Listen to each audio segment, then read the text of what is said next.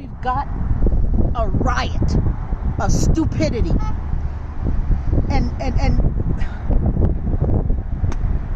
And people are just complying. A lot of people in the medical freedom community kind of knew something like this was coming, and it's just spiraled completely out of control.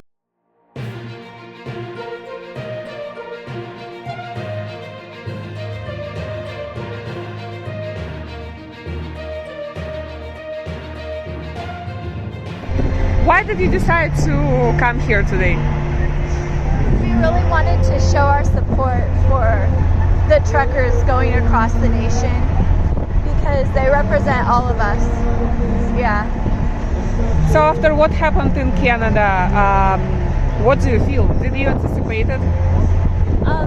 I think it's heartbreaking what the government there did.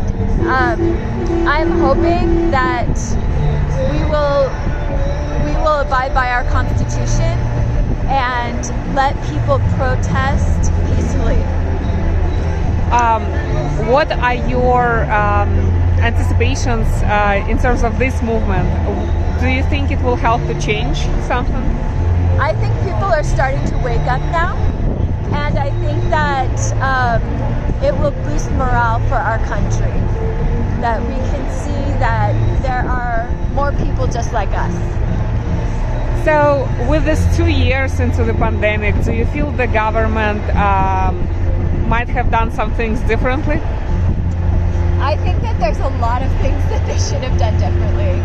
I don't think that we should have shut down our economy. I don't think that we should have protocols in hospitals that are killing people. I think that we should have embraced early treatment to save as many people as we could. And it's not too late. We can still do that. So if the state of emergency ends tomorrow, what do you think should be done for the people to recover? I think as long as the government gets out of our way, we'll be fine. Yeah. What message would you pass to people who are watching it right now and who probably might have lost hope within this past 2 years? What message would you pass to them? You know, don't give up, because we have that American spirit and we have God on our side. We are representing what is true, and there's no reason that we have to be living in fear constantly. Thank you.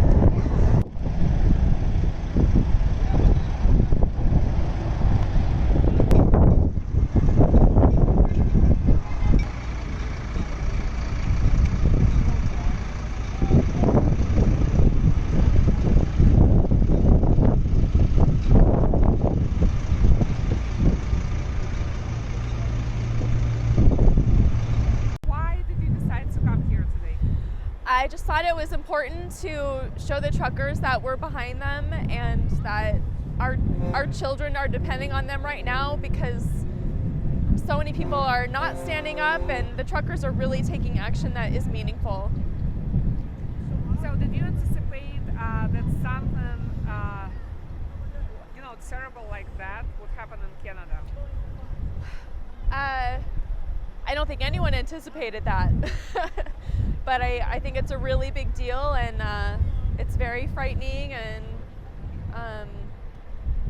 we all need to come together right now and protect our freedom. Do you think something like that could happen here in the US? I think anything is possible. I think history shows us that anything is possible, and that the things that you're least expecting will happen when you're least expecting it. So, yeah. So, how did the pandemic affect you personally? My family has been torn apart. I've lost friends, and I, from the beginning, I've been taking a pretty strong stand to kind of insulate my children and my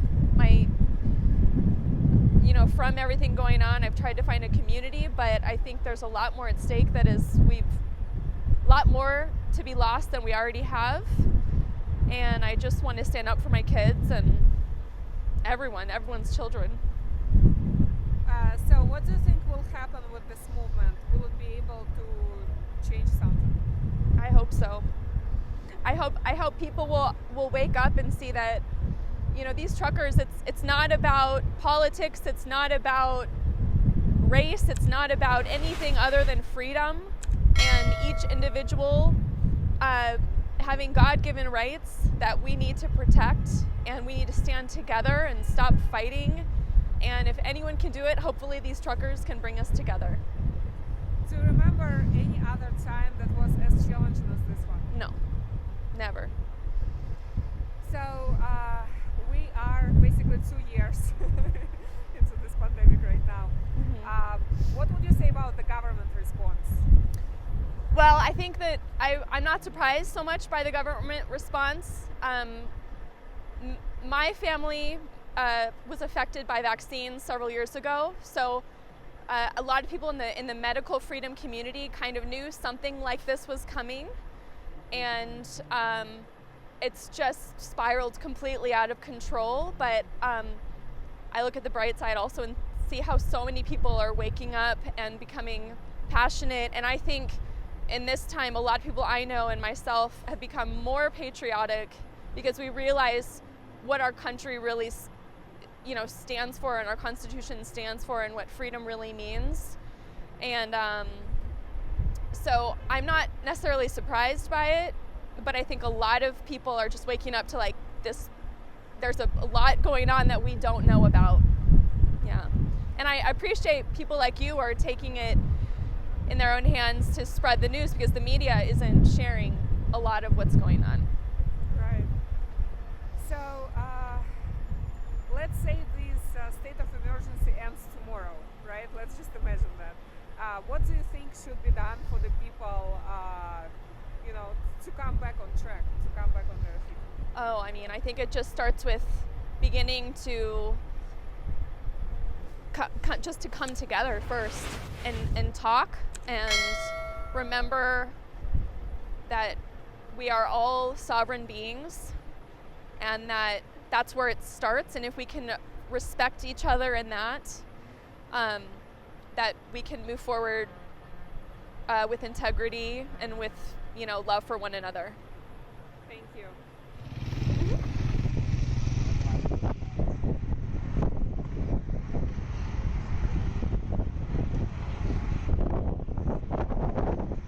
Why did you make the decision to come here today? To support anybody fighting for our freedoms. Our freedoms. Anyway, we took off from work and came here just to support, just to show solidarity, So I have to ask, with everything that happened in Canada, which is just unbelievable, it's disgusting. What do you think? I mean, first of all, did you anticipate it? I did not. Well, because so many people are asleep in America. I mean, they have taken a sleeping pill. And no, I did not. But I'm very happy that there's enough of us awake, and if we make a loud enough noise, then maybe we can wake up other people. And I think Canada is just, yes, I love it. So, do you think something like that, like what happened in Canada, can happen here? I don't know. I really don't know. I sure hope there's enough patriots for it to happen, because we've become complacent. Our freedom, literally our God-given freedoms are at stake. People aren't understanding that. They just think it's a little mask or something, but it's our freedoms, our life, our freedoms. So what do you think is the way out from here? From this point where we're at where right we now? are now. Get rid of every Democrat and rhinos. Only people that love America, love freedom, should hold an office. You should have something in stake. I mean, I've got a stake in this country. And if you don't care about it, you just leave. Leave. If you don't love America, people say, you can't say that. Yes, I can. I can say that. If you don't love America and what she once stood for, her glorious days are not over. They will be back. And it's our freedom. And I just want to, sometimes I want to cry because I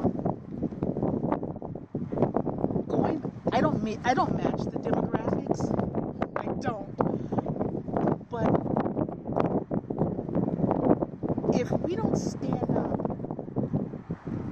like Rosa Parks, she protested, one person. And if that protest hadn't gone on, we would still be riding on the back of the bus or not even being allowed to be on the bus. And it's critical. It's critical right now. People are so indoctrinated into having an easy life. Life can be easy, but you have to fight in order to get to the point of easy. It's not going to just jump out. Just keep thinking we can live off of the past patriots. We have to do it for our children, our grandchildren. And, they're here to fight against the mask mandates. I don't wear them, don't have any small children. I would never put a mask on a child.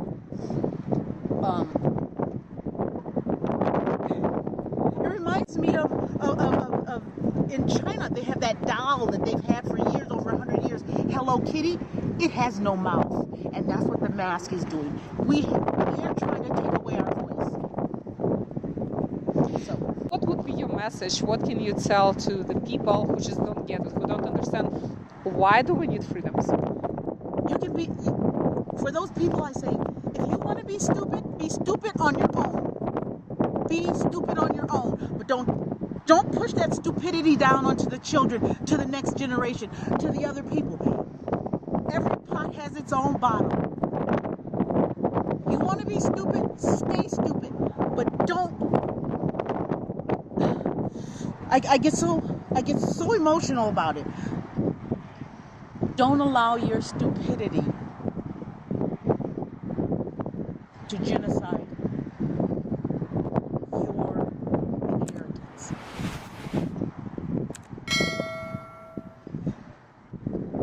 Thank you. Those are great words.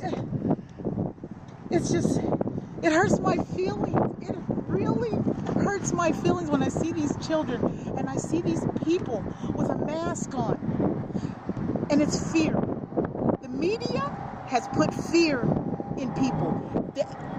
The media is the most hateful creatures on this planet. And they have filled people with fear. Fear is false evidence appearing real. Yeah, those are great words. So, my next question is about the pandemic in general. So, what do you think? Right. What do you think should have been done differently? It was a pandemic. Just like you plan a party, they had this all planned. They came in with all the things they needed. And now we've got a riot of stupidity. And people are just complying.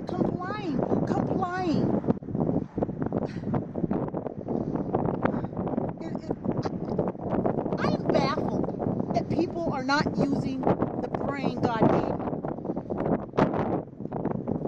Anyone that has ever been in junior high school or elementary and you take science classes, then you know that children, anybody wearing a mask, you're regurgitating all of the stuff that is supposed to come out of you. So it's like when a dog poops and goes back and eats it. That's exactly what they're doing to the children. How did the pandemic affect you? It didn't. It affected people that I love. It didn't affect me because I just, you know. Actually, no, that's a cheap one. I give them the whole head. It didn't affect me. Well, we have a property management, and owners didn't want to put their properties out because, oh, you have to do so much stuff for COVID. You have to jump through all sorts of hoops for this. I want to see COVID save them. it's just, it's ridiculous. It's ridiculous. I shake my head, I cry. You try and talk to people, and you can tell in their eyes there's nothing behind the pimples. They just kind of turn you off. And I